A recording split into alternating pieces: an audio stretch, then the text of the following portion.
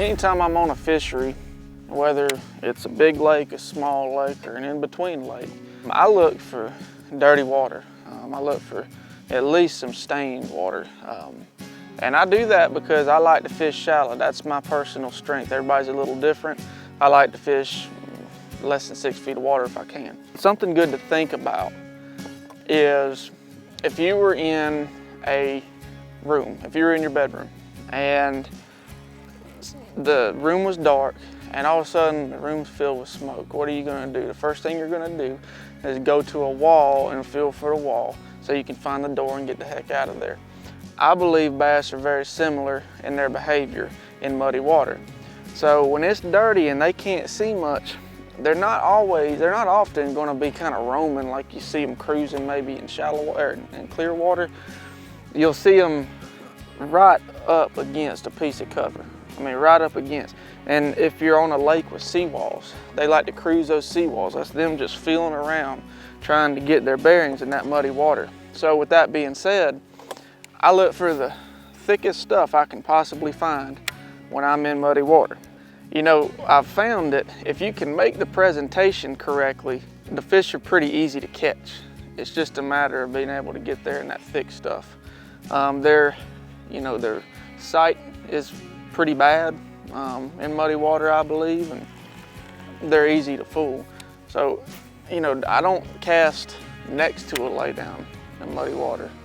I don't cast, you know, in front of it. I cast into it. I believe that's a big deal when you're fishing muddy water. I mean, if I see a good looking stump, I don't move on from that stump until I make 3 or 4 pitches. And a lot of my bites come on those last couple pitches. I think it's just about irritating the bass. I talk about that a lot. You have to tick them off sometimes, but you just got to get in the thick stuff. And I like that when I'm fishing this thick stuff, I like to use a compact flipping bait. Today I'm using a V&M Flat Wild. It's a little crawl beaver bait, kind of a fusion between the two.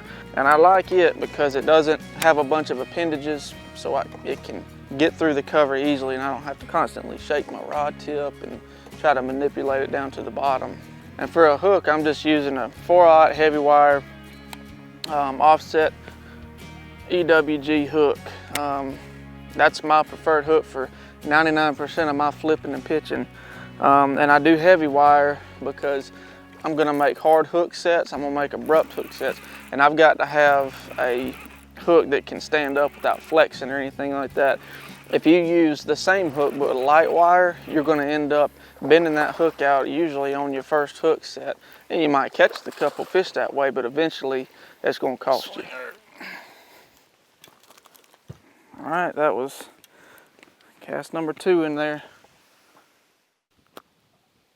It's a nice fish, muddy water. Repeated cast in heavy, heavy cover. Cast right in the middle of cover. It's a nice one. Bite.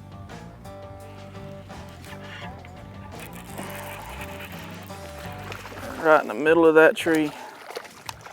And you see how I have to set the hook hard to get them out of that cover. And that's why you want to use that heavy wire hook. I mean, that's a big, big tip I can give you. Even these small ones are hard to get out of the cover efficiently. So, but that fish was right against the base of that laydown. You couldn't have squeezed a hair in between the two. And I made 2 casts there. If you notice, I made 2 casts and he bit on the second one. I about hit him on the head with the first one and he still didn't bite it. So you got to take a risk to get a little reward sometimes, especially when you're fishing this muddy water. And color selection, man, as simple as it can possibly be.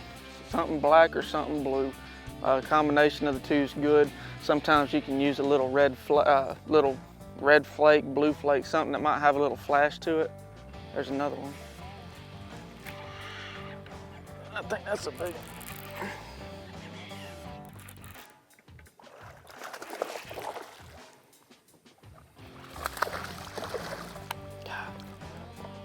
I sunk it. There's a sunken tree down there. right off of that brake line.